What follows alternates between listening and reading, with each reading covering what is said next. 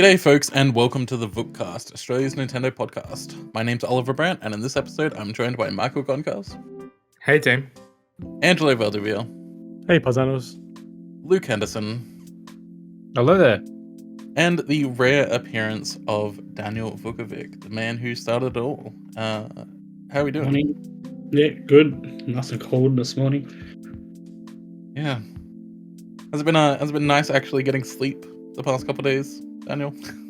Yeah, but I kind of stayed up too late by my own reckoning anyway, so I kind of didn't get that much sleep anyway. So it's just like I can stay up late and do what I want, and then I'm nearly 40 and it's now I'm extremely exhausted. So, but yeah, it's been fun. Classic. So yeah, this is a bit of a freeform episode today. The Switch 2 came out 3 days ago when we're recording this, so we're just going to talk about it because we've all played it and we all pre-ordered it months ago. And yeah, we're just going to talk about the experiences that we've had with the Switch 2 and what we're liking and not liking so far. Yeah, so I'm not going to ask how many hours everybody's put into it because that's going to be How long's a piece of string? Yeah. So what is everybody's like sort of initial thoughts on the Switch 2, having had it for a few days now? Michael, do you want to start us off? Sure. Yeah, I really enjoy it. Like, I think everyone's opinion's going to probably be mostly the same, but the unboxing experience was lovely. Like, I think it feels incredibly solid in your hand. The Joy-Con connection feeling is just orgasmic. It is absolutely incredible. Like, I do it all the time. Just unclick it and then re-click it back in because why not? That sounds messy.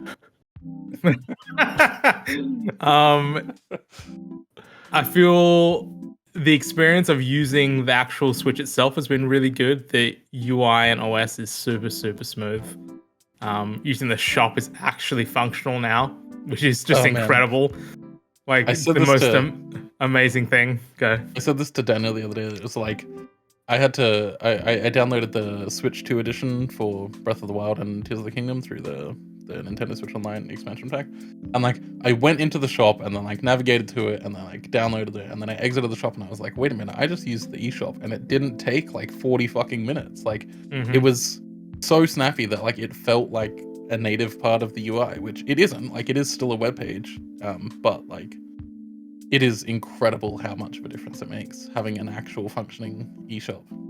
Like, I just like scrolled through it this morning just to like see what games were out, like, and I would never do that on the Switch because it takes way too long.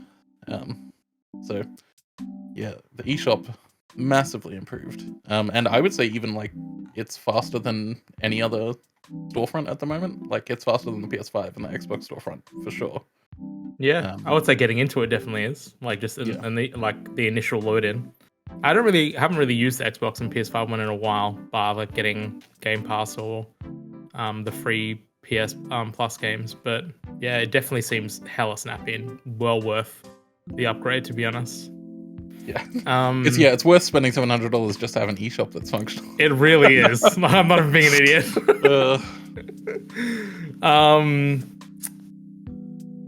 I found all the software experiences so far have been like really, really good. Like, I have not really noticed any type of like insane frame drops or weird loading issues, or I tried a ton of back and pat games. I've mostly just been in the new experience stuff, but it's been super smooth. The Pro controller is an absolute dream to hold. It is lovely. The analog sticks feel incredibly smooth.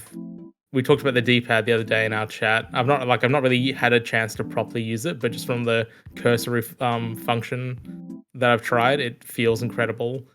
The unibody plastic design of the controller itself, there's no seams where your hands sit. It just feels so nice to hold. I think the biggest... Sorry. Just on the Pro controller too. I think the biggest thing for me is that like, this is the first time I've had a controller with like back buttons that there is like a zero chance that I would accidentally press them. Totally. They're really, like, really perfectly positioned. Yeah. Like, they did a really, really good job with that. I also find them reasonably easy to press as well. I found that a big issue, especially even on the Xbox one, on the Elite controller. Like, they're in a nice position on the Elite controller, but is for the Xbox Elite controller, should I say. They are really easy to accidentally hit, and B, actually, they're easy to accidentally hit, but also hard to intentionally hit, which is an incredible design. I don't know how they pulled that off. Yeah. But yeah, I think the biggest hardware disappointment has to be the camera. It's just, and I think you were talking about this in our chat as well, and you said you plugged it into your PC, and the camera itself looks fine, like from a hardware point of view. It just seems to be how the Switch is handling the camera data. Whatever way it is, it doesn't really matter. It really doesn't look that great, like, at all. I know it's functional for the game chat experience. It's mostly fine. But I think it's a little bit too low quality. Yeah. So yeah, I did plug it into my PC and test it out, and yeah, it is quite a nice camera sensor. Like, it's obviously 1080p and over USB 2.0, so like there's a hard limit on how good it can be. But like, I've like used $200 webcams that are of worse quality than this. So like, it's quite a nice camera sensor. But yeah, just plugging it into the Switch 2, like, it's just not, it doesn't look good. And I think that's just like the bitrate, because, you know, Nintendo knows that like you don't need the highest quality whatever, right? Like, in any of the situations where the camera is going to be used, like, you know, we all like had to go at the Piranha Plant camera for only being 480p, but like the quality difference is probably not that great in the grand scheme of things. With the way that the bitrate works, like, it's probably going to look largely identical having the Piranha Plant one than the official one. So yeah, I would say I was surprised at how tiny the camera is, like the official camera. It's very small. It looks so much bigger in all of the pictures that they have, and then you get it and it's like, okay, I feel a bit shortchanged here. It barely peeks over the top of the Switch when the Switch is in the dock. Yeah. Which I learned yesterday playing Welcome Tour is an actual design choice. So 10 out of 10. Yeah. But the good thing is that you can just like plug in any webcam. Like, basically any webcam on the planet will work. Theoretically, we've not tested every webcam on the planet, so no, like, as long as it isn't like a particularly bespoke webcam, like anything that supports like the display device, the generic display device. I can't remember. Yeah, there's like I can't remember the name of the stand. It's like a video of a USB standard, and if it supports that, it's good. I seen you guys that TikTok the other day of someone plugging in their Blackmagic camera into the Switch 2, and they're like, "Hey guys, just let everyone know that it works." It's hilarious. Yeah. I mean, was it a Magic or was it a Red? I thought it was a Red. I can't remember. No, I'm pretty sure it was a Blackmagic. It was a Blackmagic 6K. Yeah. So yeah. And yeah, like, there are a few like capture devices. They're not really capture devices. They're largely meant for like plugging in the HDMI feed from a camera. But they sell them at like EB Games and shit. It's like just these little like USB with an HDMI port on the end. And like, that works fine. I sent a picture to everybody like of the Switch going into the Switch 2 as a camera feed, which is very silly. I mean, it's unusable because the quality is terrible and the latency is huge, but it is funny that you can just like use a capture card like that to do that, because it shows up in Windows, etc. as a webcam. So that's just the whole, you know, yo dog, I heard you like to switch, so you can switch while you switch. So, all right, so we're talking about the camera, but what about the audio quality? Has anyone actually tried game chat for audio and tried using the microphone that's in the Switch's body? Yeah, I've tried it the other day with a mate when we both got it at launch. It's pretty good. Like, I'm actually quite surprised how good the microphone is and how usable it is. It's definitely usable for the functionality of game chat. Like, it's way better than I expected. So you're sitting at your couch and your system is like your TV, and it picks up fine?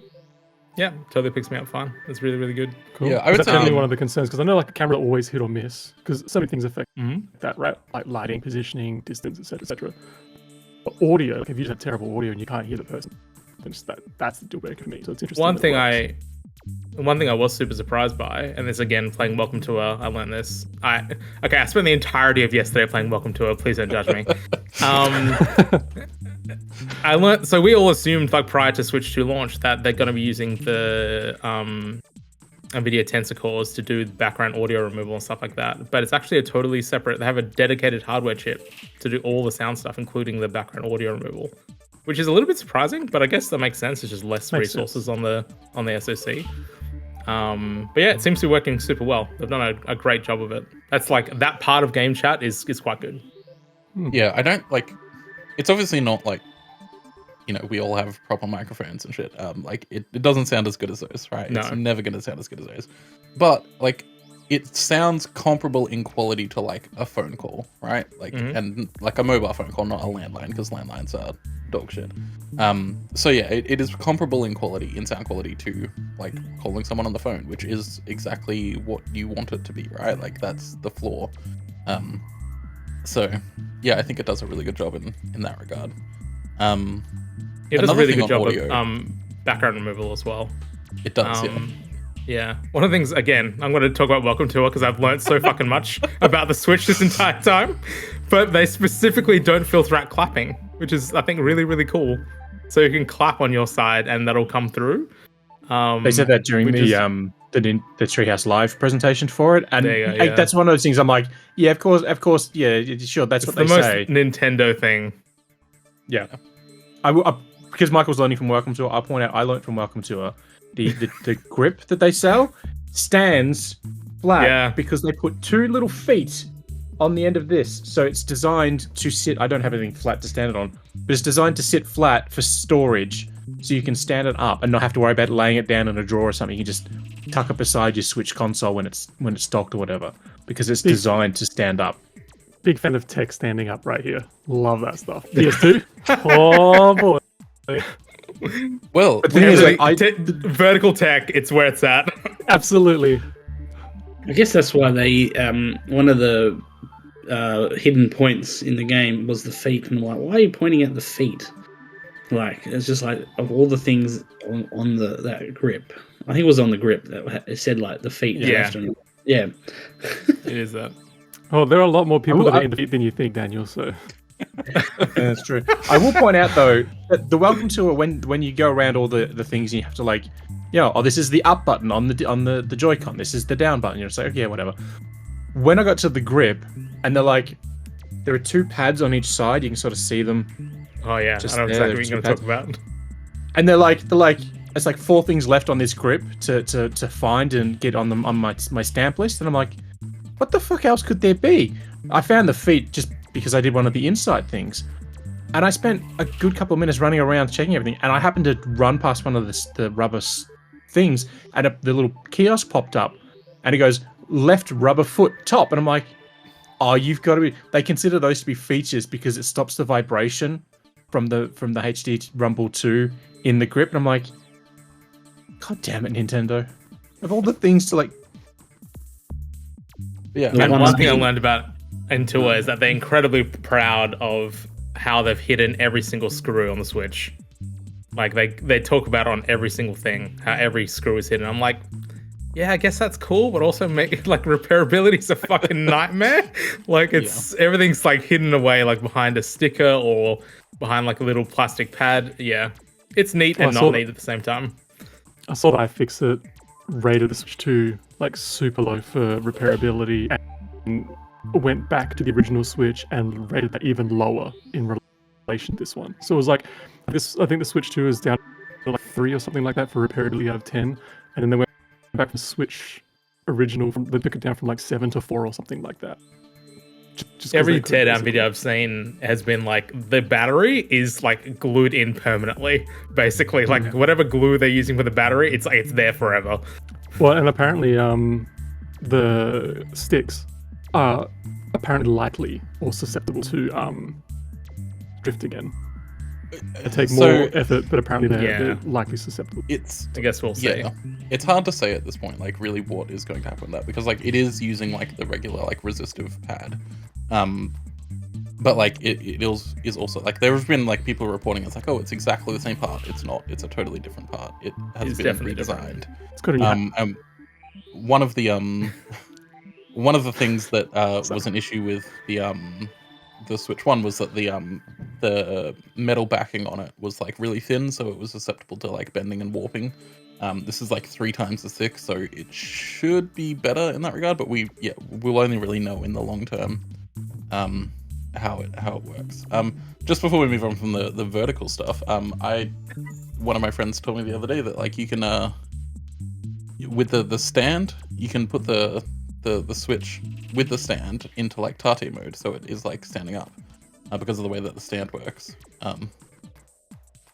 So the stand on the back of the Switch, right? So what? When you take see. the kickstand and you put it up 90 You degrees, put it up like this. it stands up like a book. It stands up. It's Yeah, designed to like Right, I understand now. Yeah. and then cool. if you have like a shoot 'em up or whatever that uses that, Does it- aspect ratio, Does it lean back slightly, or is it just completely vertical? Yeah, it leans would- back would- slightly. Oh, a couple okay. of degrees. That's similar It's to designed to do it. Yeah. It's similar to even surfaces like Microsoft surfaces, like, but those are like straight 90 degrees upwards because they're You just reminded me. not So designed that way. When you learn about the kickstand, I don't know. I'm really intrigued to find out exactly what this is. They keep talking about how the kickstand is made out of aluminium, but one of the things they note is that it's like 7505 aluminium, and I'm like, wait, is it 7505 or is it like 7505? Because like, why are you saying like? Like, it's really interesting that they keep on like specifically not saying that it is 7505 aluminium. So I'm trying to really gaslight intrigued to you, see what it actually is made of. Legally distinctive. Hopes and dreams. Totally, it's really interesting. Yeah. Daniel, tell us about your experience. 'Cause I think you would arguably have more time with this console than anyone at this point. Between going to New York and then the Nintendo experience in Melbourne and all of that stuff. Yeah, so it's the first time I've actually like had it and been able to not be locked off from the menus and the game chat and the UI and everything. So it's just like does it have themes? It's a secret. You can't tell anyone. The answer is no.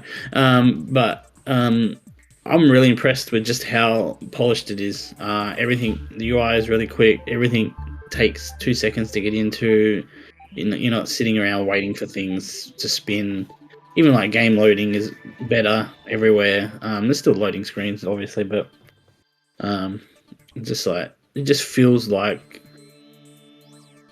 this. I mean, it is what it is. It's literally like a Switch made for like the modern era. Like the old one feels like old and clunky and a toy compared to this. And that, like, but when the Switch 1 came out, it didn't feel like that. It did feel new. It did feel great.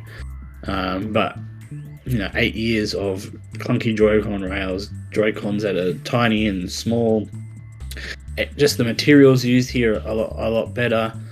It just feels like a much more well-rounded system this time around.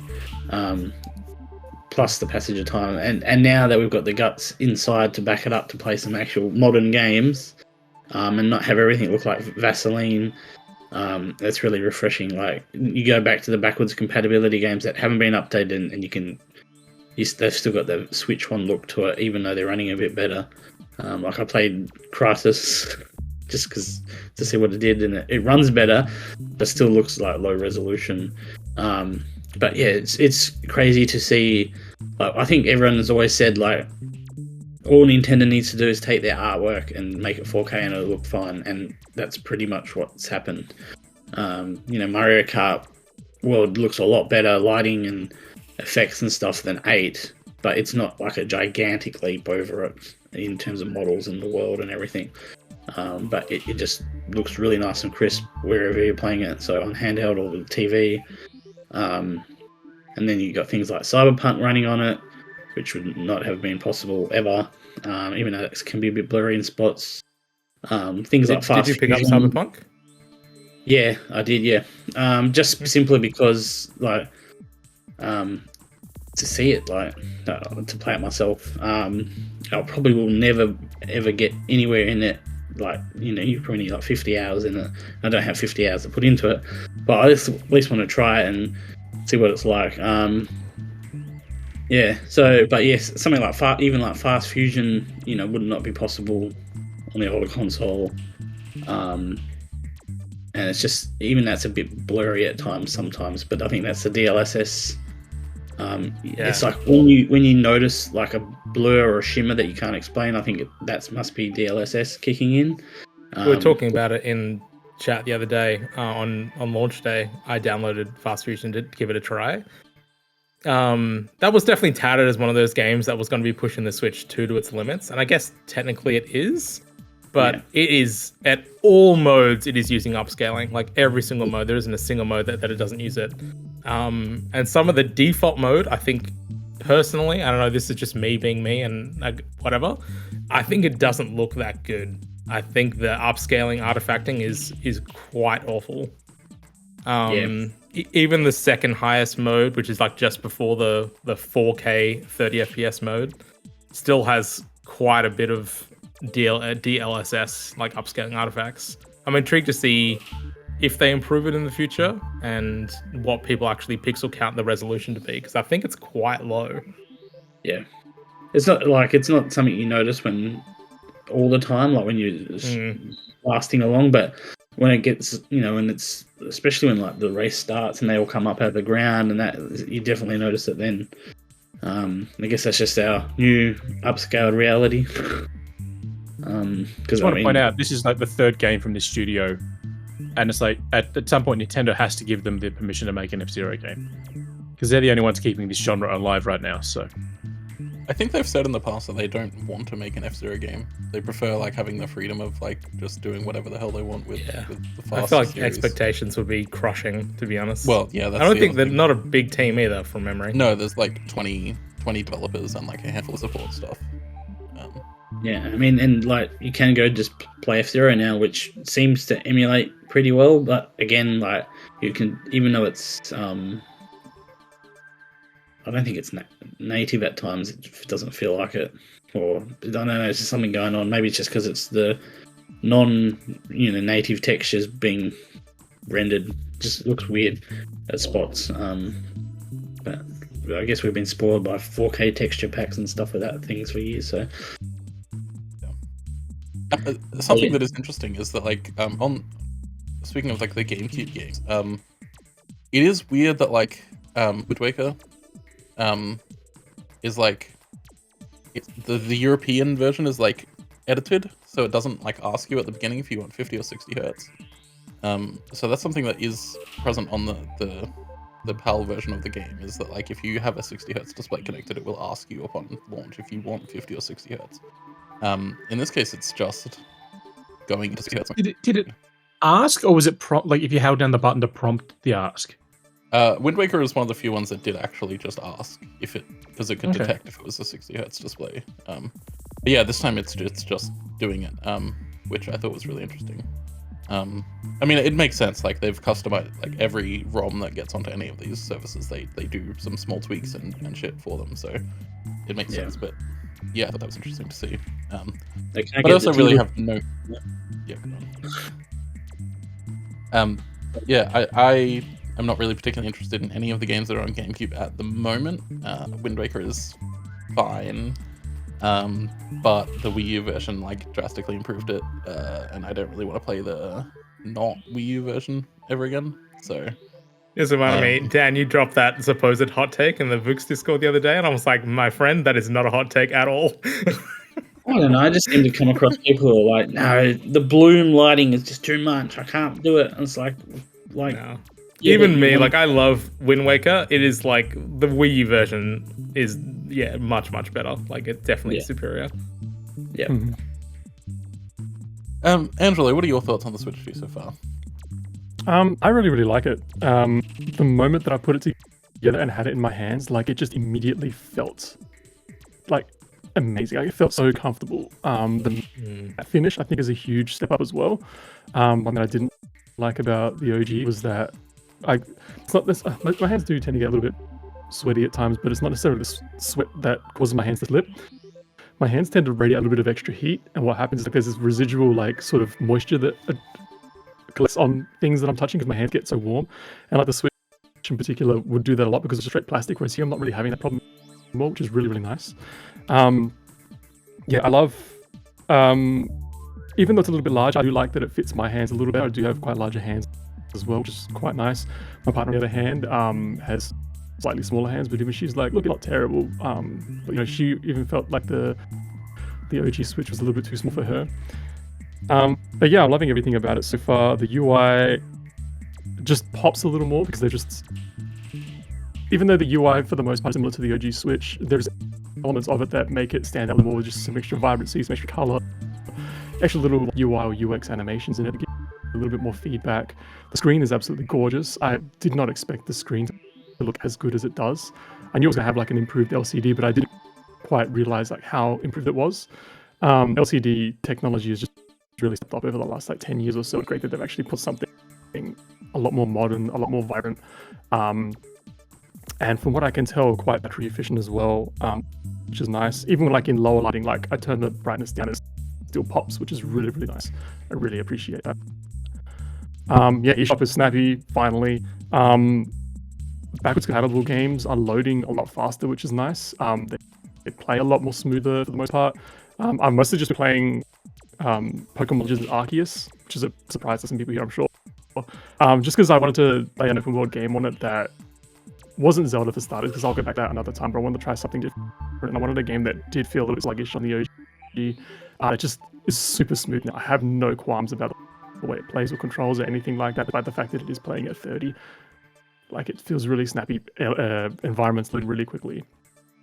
So yeah, I'm really happy with Legends Arceus, right? Like, it was constantly running at like 27 FPS on Switch One. Like, it rarely, if ever, got to like an actual solid 30. So the fact that it is a locked 30 now is really good. Yeah, and it seems to be the case with just many backwards compatible games that do have open frame rates or unlocked frame rates. Like, if they were chugging it about between 15 to 20 or something like that, now they do just basically consistently sit at 30 with maybe like little hitches every now and again. Even like Breath of the Wild and Tears of the Kingdom, apparently, like the actual original Switch versions running on Switch 2 are just way more stable. Even if you're not playing with the Switch 2 upgrade, it's just a lot more stable. It loads like marginally faster, but it runs a lot more stable, which is great. Yeah. So yeah, it's really great. Hold on. Oh, I mean, I want you to finish up because I want to talk about it now. Yeah, no, I was just going to say, like, I just really, really like it. I appreciate that there are 2 USB ports on it now. So, like, when I'm playing bed, I can plug in a charger in the top, so I don't have to, like, rest it, with the cable coming from the bottom and having it stab it into your chest and that, yeah. Yeah, just kind of awkwardly stretching the cable in a weird way. Like, it just sits neatly on the top, which I really appreciate that. Just small little quality of life changes. The fact that to remove the Joy-Con, you pull little levers rather than, like, trying to screw around with these stupid buttons and scratching your rails and stuff. Yeah, great design. I love that the overall everything just seems to be improved. They didn't have to rewrite anything. They didn't have to fix things that weren't necessarily broken. They just improved it, which is phenomenal. I really, really appreciate that. Yeah, I think Do you mind? I don't know. Sorry. No, go on. I was gonna say, do you mind if I shit on the display a little bit? I mean, yeah, go for it. You've probably seen more displays than I have, like more displays. So, like, don't get me wrong, the display is fine. Like, it's not like it's awful, but I feel like for a modern LCD, it's like just okay. Like, I feel like they could have done way better by making it a micro LED display.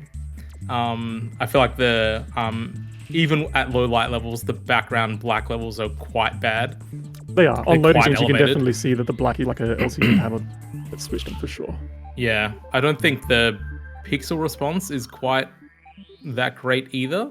There's a little bit of like persistence, like really, really fast moving stuff if you're doing stuff at like 120. Like if you do the welcome tour like frame rate tests, when you see like all the balls or whatever move across the screen, there is a little bit of like persistence there. And I think that's mostly because I've just been using OLEDs for so long and the pixel response on OLEDs is basically instantaneous. So I'm like so used to that. But even from like a LCD point of view, it's still probably average. Like I get that obviously they had to make like a choice here on like what display is going to be like good enough. It's going to be better than the original Switch LCD, which it is leaps and bounds better than the original LCD.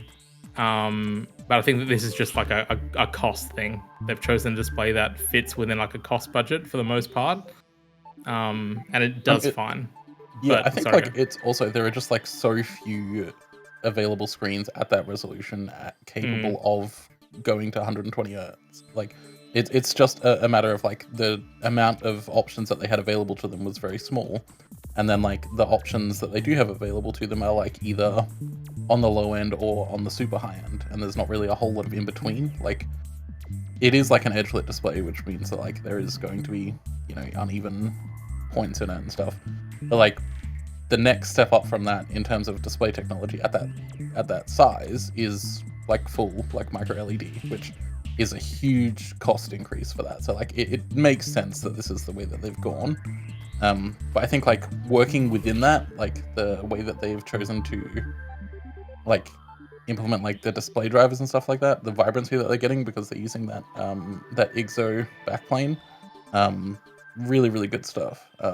So I think it's the best it could be in this price range, and you know, if we had gotten anything much better, we would be looking at like a $200 price increase. So yeah. for sure. And I So think like that the Americans will complain. for a certain person, i.e. me, that is like totally worth it. Like on every, if they made like a second model that had like a way better display, I'd be like, yeah, I'll spend the $200 right now instead of having to rebuy the console in 2 years. Like it's a slam dunk easy choice for me. Yeah, and that's fair. But like, you know, you are the outlier there in the grand scheme. Oh, totally, 100%. Like I have no doubt in my mind that if people are playing Welcome Tour, they're gonna do that frame rate test, and they're just gonna be like, I don't see the difference, and like tears of blood are gonna come out of my eyes. So like, it is what it is. Yeah, I think yeah. Anyway, my thoughts are so I haven't really played much in the way of Switch 2 software.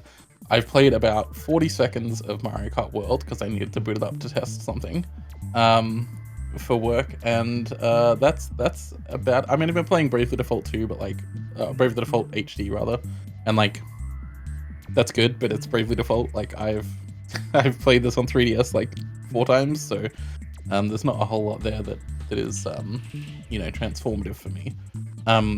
But I think, yeah, I've played the Nintendo Switch 2 editions of Breath of the Wild and Tears of the Kingdom, and those are both excellent. They look really, really good. A locked 60 FPS.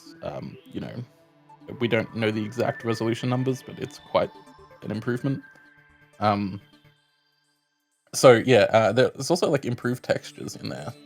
That's something that not a lot of people talked about with the Switch 2 editions for the Zelda games, is that there are improved textures.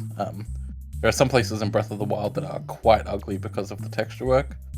Tears of the Kingdom less so, because they had a much more like refined tech stack at that point. But in Breath of the Wild, there is very much some ugly textures, and like those look super super clean and nice on Switch 2.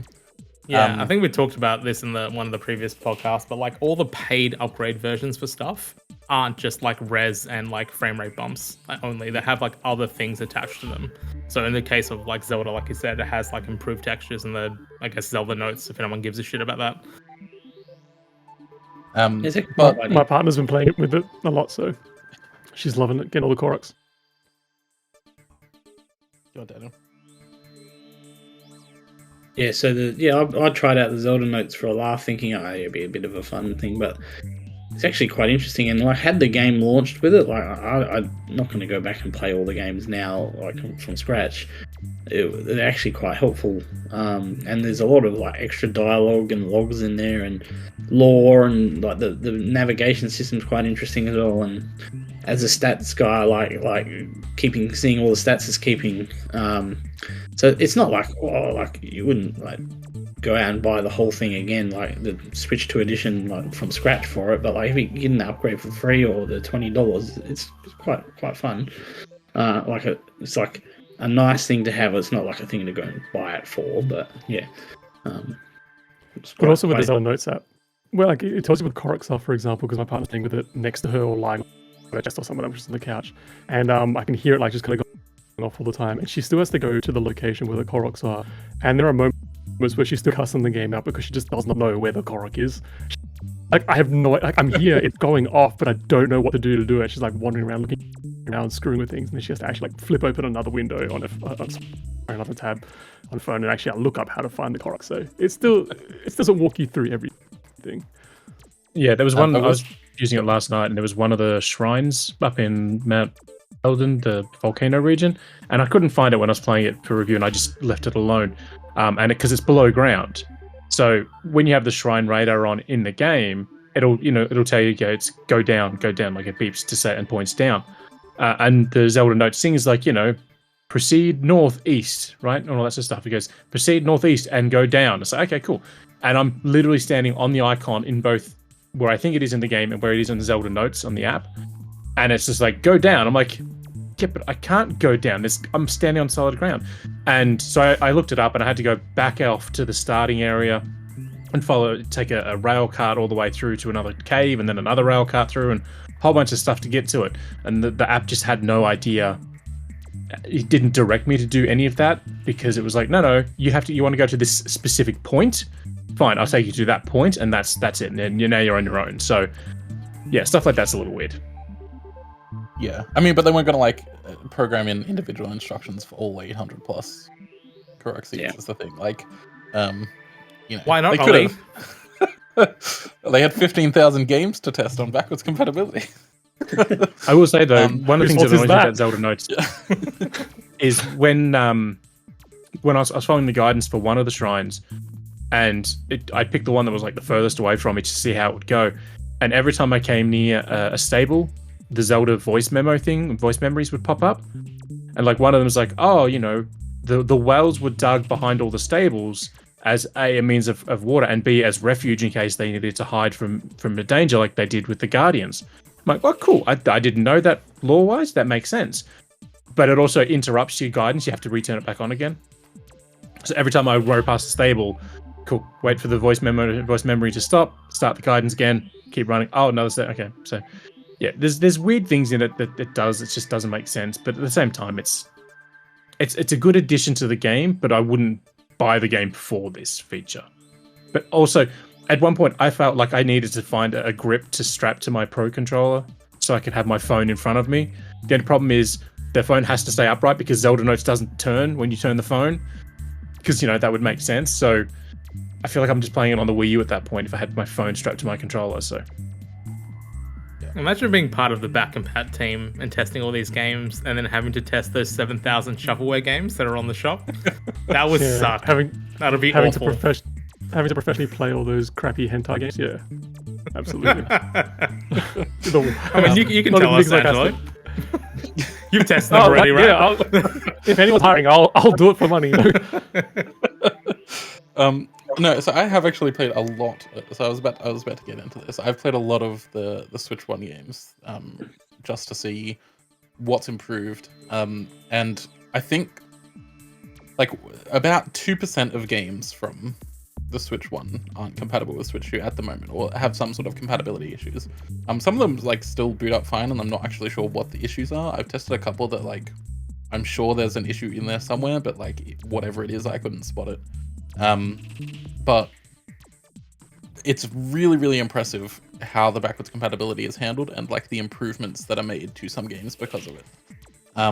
Like something like Neo: The World Ends With You, that had a dynamic resolution and an unstable frame rate. So it was regularly below 1080p and regularly below 30 FPS.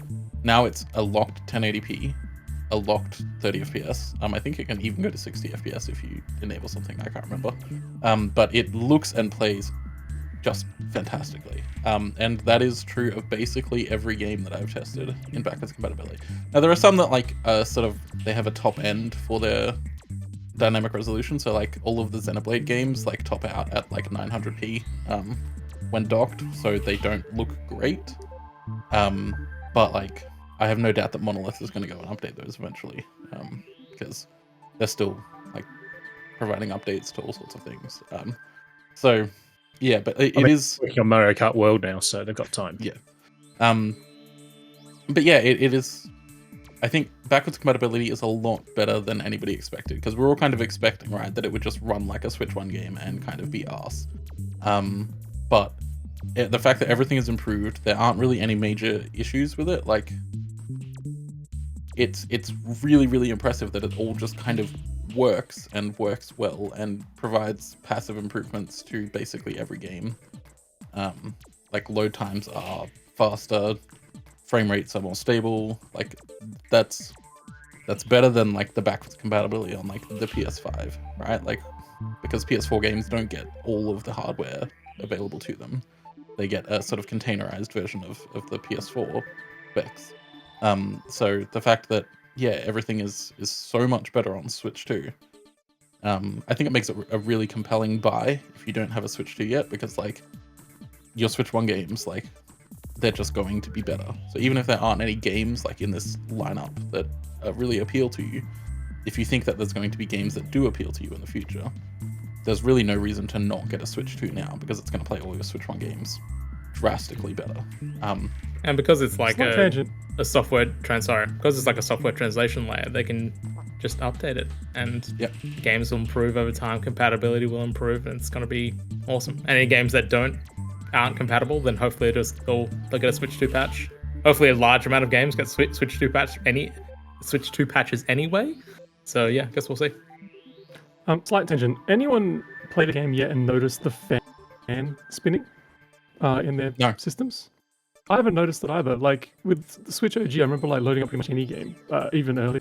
So in the system's life I cycle, noticed and it just noticing the fan yesterday. So I was playing Welcome to a mostly handheld yesterday, just because the game requires you to switch out controls every 0.5 seconds. So it was just no point having it plugged into the TV. And at one point my battery got quite low, so I plugged it into the console to charge while I did non-controller type stuff. And at one point I needed to take it out of the dock again because it required to be in handheld or tabletop mode. And I think because I was playing the game and the battery was so low and it did quite a big charge, when I pulled it out of the dock, the first time I'd heard it, the fan was actually like cranking off. But as soon as I think that was a heat thing from charging, because as soon as I placed it down on tabletop mode and continued playing, the fan started going way back down again. So I think it was just that combo of like, it was low battery, I was still playing the game, it was in the dock, and yeah, everything mixed together. But other than that, not really. Like, you know, if you put the vent up to your ear, you can definitely hear the fan and like you feel the air coming out. But you have to really get in there. It's pretty good. Because I haven't noticed that. I've been playing Mario Kart. Like, I haven't really noticed it. Trying to get my little whiff of vent cell every now and then, but nothing much. Yeah, and like the fan in the dock as well. Like, there is a fan in the dock, but I wouldn't know it. I've not heard of it. Yeah. Most of my gameplay has been with the console like immediately to my right, because I've been capturing stuff on my PC. And like, can we talk about the dock for a second? Like, sure, talk about the dock. But no, I'm like 15 centimeters away from it, and I have not heard the dock fan at all. So it's either really, really quiet, or it just hasn't needed to spin up at all. Yeah, Luke, tell me about the dock. When I went to plug it in the other day, I took my old dock away, unplugged all the cables, because 4K console needs 4K qualified cable, and I know the Switch one isn't. And that's fine, I was doing all that. And when I plugged the cables in, I put the cover back on the back of it, like you're supposed to. And I started fighting with the cables, because the cables kept trying to go straight, but the little holes at the bottom. And I'm like, but they fixed this with the second generation dock. They made the gap much bigger. Why have they gone back to a teeny tiny little hole at the bottom of it? It's just such a stupid design again. Like, they've fixed a lot of issues with Switch 2 from Switch 1, but for some reason this one part went backwards, and I don't understand it. I forgot about this because this is such a one and done for me. Obviously, you plug it in once and you set it up, but I totally agree. I also had trouble getting the cables routed out the back. It didn't feel correct somehow. Especially like my HDMI cable is not super thick, but it's also like not particularly like flexible, so like routing that from where it was on the dock like down to the bottom was a little bit hard. Sorry, Michael, I saw your face when like Luke mentioned that like he didn't have like 4K capable cables, and it was like, what do you mean you don't have like 100 like gold-plated 8K capable cables at your disposal because I know that you do. You didn't buy a monster 8K cable for $7,000? What's wrong with you? But No, no, as I I don't- said, the Switch one doesn't have it, so. On my TV, I mean, because it it's comes with a 1080p. cable in the box. I'm just saying. Yeah, it's that's the one I used. I plugged the Switch 2 dock into the old Switch 2 Switch 1 cable that I had on the TV because it's all wired up through the back of the wall. Because I got a 1080p TV and it doesn't matter. So I'm like committing blasphemy by piping the Switch through a 1080p crusty old HDMI cable that's been there for 8 years. That is actually disgusting. That's probably the most offensive thing I've heard on this podcast. I mean, here on the I mean, on my to me it computer- is. Yes. Here on my computer, I've got an OLED 4K and I've got 4K cables and everything's nice. But on the TV up there, where the kids can get to it, and it can stay all old and crusty. So I actually Fair have, weirdly enough, while we're on the dock, a weird issue that I haven't really bothered to try and diagnose yet or figure out. When the Switch turns off and it's connected to my amp to my TV, about 5 seconds after it turns off, I have a full purple screen video signal coming out of the Switch dock that goes to my TV. And I don't know if it's a weird compatibility thing with my amp and my TV or what the deal is, but it's super, super weird. It's like there's something is happening at some point when it turns off. The GameCube. Yeah. It I was has to be, trying because to figure it out. I haven't noticed that mine doesn't do that, so I'm guessing it's just a combination of amp, TV, Switch. Just Yeah. Yeah, I will say on the dock just before we move on. I don't like that the flap just like falls off. Right, Yeah. like it's not hinged anymore. You just like it just comes off. Like that doesn't feel right. It feels like yeah, but they did that on the redesigned one as well. They Yeah, made it and so it's it just OLED. falls off. you know. Yeah. I just don't enjoy that it just like comes off. Like it. I get that it's like a little bit more convenient because like the fucking flappy door on the Switch one, when you're like trying to like get all the cables into place and all of that shit, is annoying. But yeah. And now we have it with us. Hands down, the dock should have a USB-C port for the fucking camera. Like, period. That was an awful design choice. I don't know why they didn't do that. Well, at least do like all cars are doing, have one USB-C port, one USB-A port in the interim, like. I mean, I think the USB-A ports are like important to have. Like the front of the like redesigned PS4 only having like 2 USB-C ports is so annoying because I frequently need to get screenshots and videos off it, and like that means I have to reach like around the back of the console to like plug it in. You mean PS5, right? Yeah, PS5, whatever. I mean, Um, the only reason the dock even has USB-A ports is just for the GameCube controller adapter. Like, that's it. If that didn't exist and didn't have USB-A, they wouldn't be there. I've got 2 complaints, and one of them I'm not even sure if it's a Nintendo thing. The first one is the HDR calibration. When you're trying to do that, initially when it's like, oh, we detect that you're connected to an HDR TV, do you want to calibrate it? Yeah. And they do the thing where there's like, oh, we've got like one darker image and one brighter image. Now calibrate the screen so that way, it's at its brightness level, so that way the left one of the images is no longer visible and the other one is still visible. So I'm like, okay, cool, that's easy.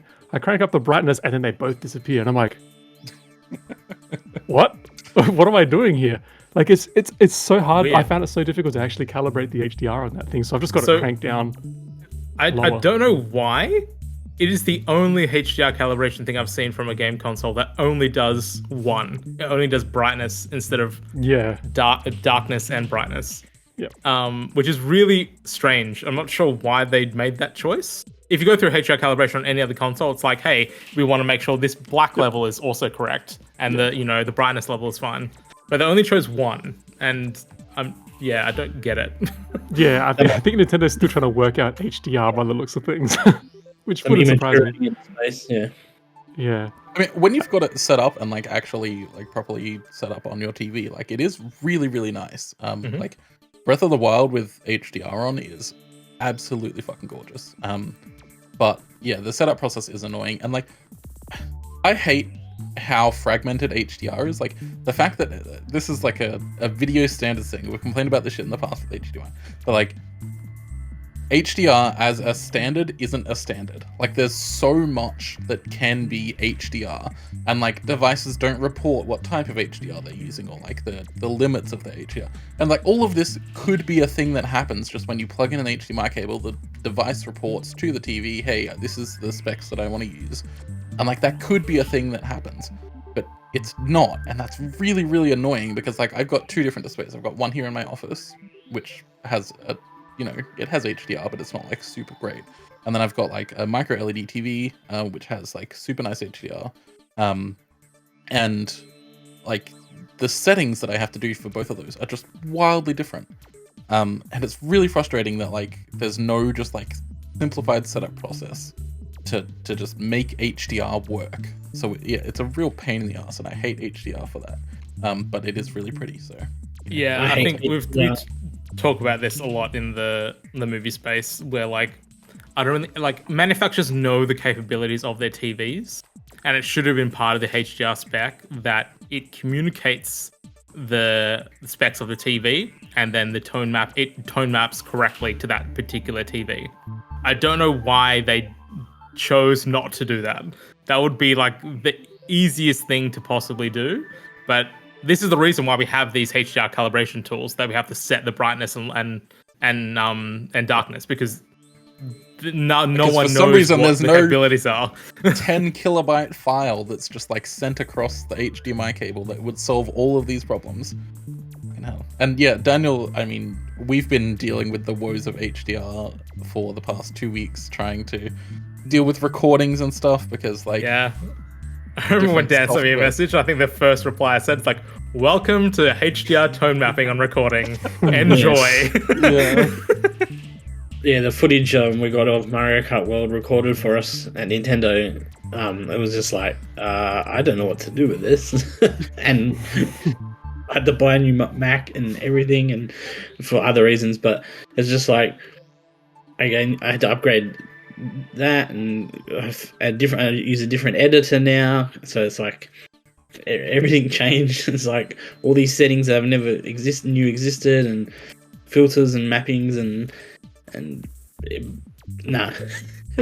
What's annoying, right? Is that like no video editing software can just like automatically do it. You can't just like look at the thing and be like, literally about to ask that question, because that was one of the things that Dan asked me when I was like, I've never edited in HDR, so I actually don't know.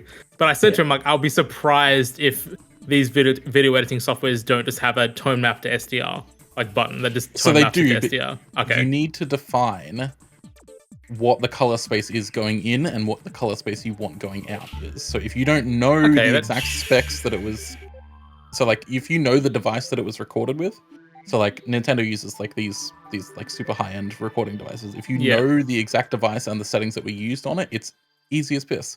But otherwise you either need file tell you what color space it's in. No, it does not, because metadata is not required. Why? Metadata is not required to be embedded into the material. What type of file is this? Like just an MP4. It was the metadata for color space. Yeah, this is ProRes, the one that we got. But interesting. In any case, it's not necessarily embedded in it. Now, some devices, like the ones that Nintendo are using, can optionally generate an HDR report that is just like a little XML file that you can import into your thing, and then it will tell you the exact settings. We weren't sent that. I'm guessing they didn't have that setting turned on. Either way, it annoys me that like video software, you need to know the exact specs going in and out, which is annoying as shit. But like I took like a capture, just like a screenshot using my capture card that was recording HDR rather. And then like it was washed out because that's how it happens when you import it into stuff.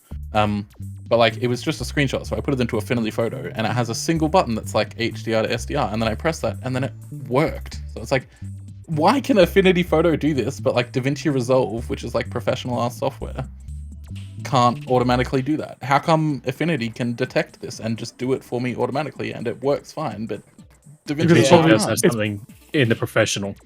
No, it's probably because it's like compressing a whole bunch of the color space and causing all sorts of other issues. I mean, this is why like video editing is its own separate profession. Like this is why like people have to like do this as a professional job and understand color space in it, etc., etc., etc. Like it's I feel like it's not a simple thing to sort of just like jump in and do. with Resolve and Premiere Pro and probably Final Cut, they're probably so high end that the people that use them probably don't want an auto function. They probably do want to specifically define all the parameters to make sure that it's correct. Still, that's very annoying. Like, I would definitely just like a one button, please make this SDR. Yeah, and like the fact that like DaVinci Resolve is like sort of presented as like consumer-facing software as well. If it was only the studio version, like if the basic version had it and then the studio version was like, you can do this, but like we'd recommend that you don't, whatever, right? But like if it's a free download on the website and they say this is for consumers, like it's a bit weird that there aren't really any consumer-friendly settings for that kind of thing. This is like not relevant to any of our listeners who will not be working with HDR footage at all. I mean, but it is, maybe someone is a video manual. editor out there and they're like, these guys are morons, and there is an easy one-click solution. If there is, let us know. Jesus. There's probably like plugins and shit, but like even just trying to search for a solution on Google is so difficult because HDR is so specific about certain things. And Well, it's just like the amount of people capturing game footage in HDR is probably like zero. Like, there's why would you do it? Like, you're not broadcasting it on Twitch or YouTube in HDR. No one's uploading HDR gaming content to YouTube because what's the point? Like, no one's gonna watch it. So the workflow has definitely not been like quantized out there at all. Yeah, again, you probably just need to get in touch with like an actual video producer who knows how to use this properly. There probably aren't a lot of people out there who know how to just do this off the cuff. Anyway, my second thing that I'm a little bit annoyed by is like, and I don't even know if this is a Nintendo specific thing. I think it probably is that well, first of all, my 8-bit do controller required an update. That's fine. I had to update that. I had to update the receiver station that it connects to as well to get it working. That's fine, that's not a problem. But now I've lost the ability to be able to turn on my Switch 2 using the 8-bit do controller, which is so super any annoying. Switch 1 controller can't turn on the Switch 2, which Even Nintendo's Pro Controller won't do even it. Nintendo's Pro controllers and stuff. Which Now the is a reason huge for step that- back, I feel. I mean, it still obviously works with Switch 2 controllers, which is what you're supposed to do, and you've already got that with a Joy-Con. But I think that the reason for that is because it's actually not turning on using a Bluetooth wake signal anymore. This is something that I thought was... I saw something on Blue Sky about it. Somebody was like analyzing the frequencies that it was using. So it's actually using like a wireless, like a Wi-Fi kind of signal to turn on. Obviously they could have implemented some sort of Bluetooth wake, but the whole stack is like designed for a wireless signal wake up. And then that wireless signal is also kind of used for audio as well. When you plug a headphone, like headphones into the Pro controller, which helps eliminate latency. So it uses Bluetooth for both things, but yeah, plugging in a headphone uses the same wireless protocol as the wake signal. So it is like a technological issue rather than like a decision, I guess. Well, it's a Nintendo decision to go this way. So I've been following. kind of. I've been following a thread on GitHub because obviously people want to use their GameCube wireless controllers on a GameCube, i.e. me. Yeah. So I've been following a thread on them trying to dissect how the Nintendo Switch 2 wireless protocol works, because it's very, very different, and it definitely uses Bluetooth Low Energy, which is great. So much more efficient and much faster, really, than the old one.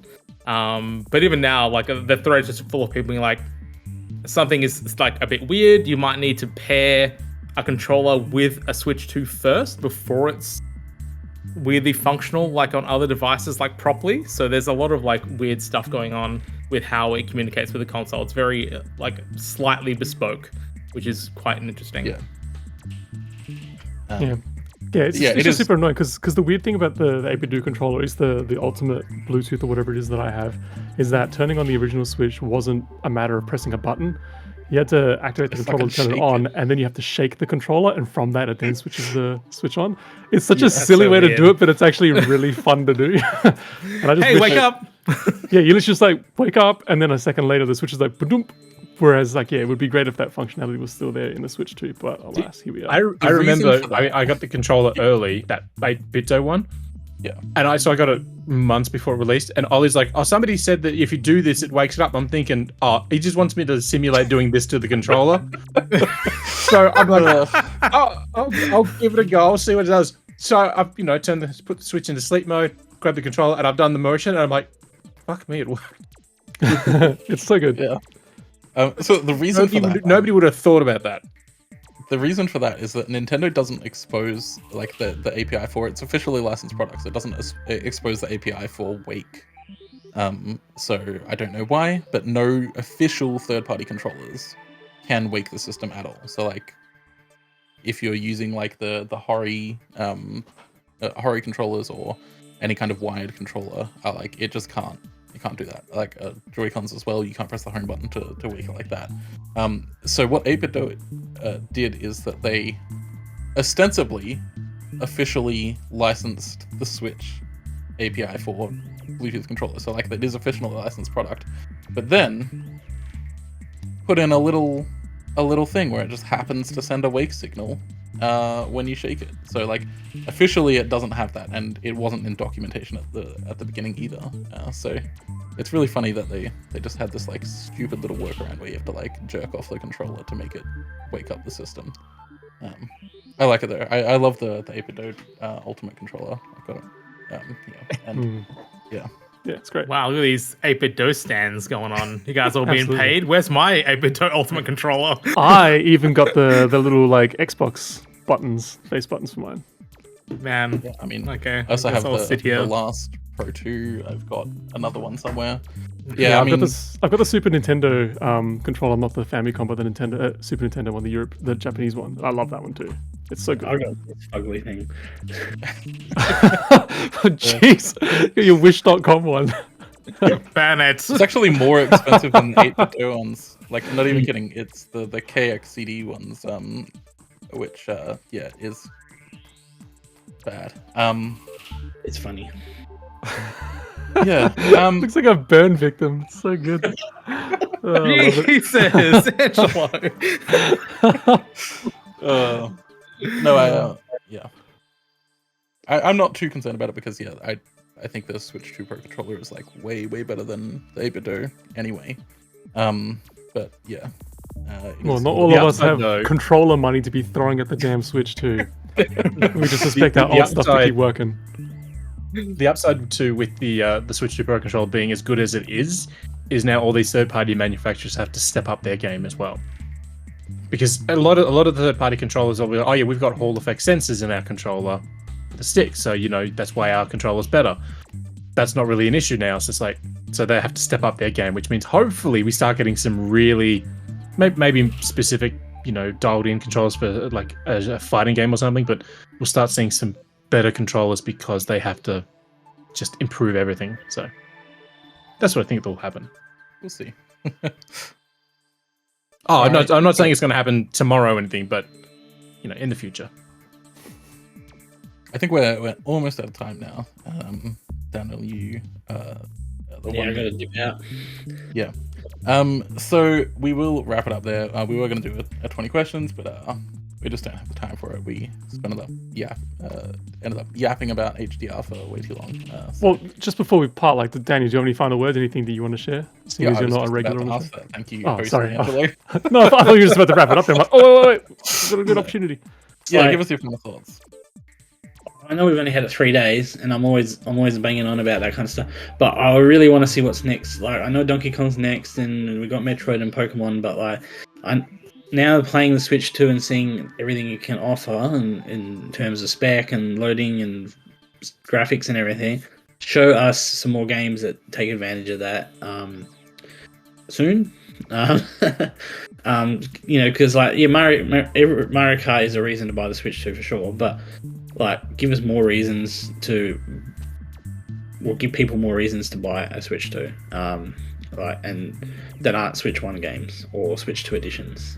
So like, I want to see what's the next big thing apart from Donkey Kong. So, don't need like 2 years of rollout. Just what's due for the rest of the year, and yeah, that's that. Like, I'm just keen to play more on it. So, I don't need another console at the moment. So, if we can see some games start rolling out on the Switch 2 at the same time as the other systems, that'd be good too. It's funny, the whole Summer Games Fest is like 1-2 Switch games and that's it. But I think that'll change eventually. So, that's what. But I'm quite happy with what we got now. So, Anyone else want to give their final thoughts? I will just quickly give mine. I am absolutely loving it, and Pokemon Scarlet and Violet with the Switch 2 update is transformative, running at 1440p, 60 FPS. It is gorgeous, and what the game should have been basically since it launched 2 years ago. Like the fact that it's running now and it looks super nice is what it should have. I mean, if they got Pokemon Scarlet and Violet running at 1440p on the original Switch, I'd be wondering what the hell they were doing. I mean, it would have been console nice if outputs. it ran at above 20 FPS ever. So, the fact that it's running at 60 now is what it should have been from the get-go. But anyway, yeah. Luke, give us your final thoughts. Sure. I mean, I won't give my first thoughts. I'll give my final thoughts. That's fine. I mean, give us all of your thoughts. You interjected a lot, so I think it's fine.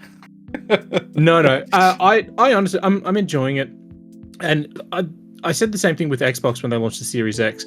When I booted up the Series X and I plugged in all my hard drives for my Xbox One, like all the games just worked. The settings were the same. The menu, the dashboard all looked the same, and that's the same here too. Obviously, there's differences, but the fact that I put the Switch 2 in the dock and I picked up the Pro Controller and started playing Mario Kart, and I didn't feel like I had to relearn anything. I just felt like, yeah, I'd upgraded to the Switch 2, but it was like, it was familiar enough that I just could enjoy it and not have to worry about learning a new button or trying to wrap my hands around a different style of controller or a different placement of buttons, like going from like the 64 to the GameCube, all that sort of stuff. So I just like that it's all just, it feels like it's an incremental upgrade, even though there's a lot more going on behind the scenes. So I really like that for Switch 2. Yeah. Angelo, final thoughts? Yeah, I agree. I appreciate that it has just felt like an improvement rather than, a completely like new step or a new frontier or anything like that. To use a term that Michael would use, it felt disgusting actually holding the Switch 1 and using that.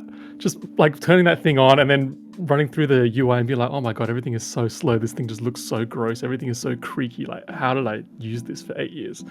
And yeah, just having the Switch 2 in my hands, everything is super spiffy, everything's zippy. And yeah, what's old is relatively new again, which is quite nice and not something that many other companies can kind of do. But yeah, like Daniel said though, just some new experiences, some new stuff to look forward to. We've known about Metroid forever at this point, and even then it still looks like, another kind of Metroid Prime game. Even though I'm excited for it, it still does look like just another Metroid Prime. So just something new, something different. A new Mario would be great. It's great that we've got Super Mario Kart World.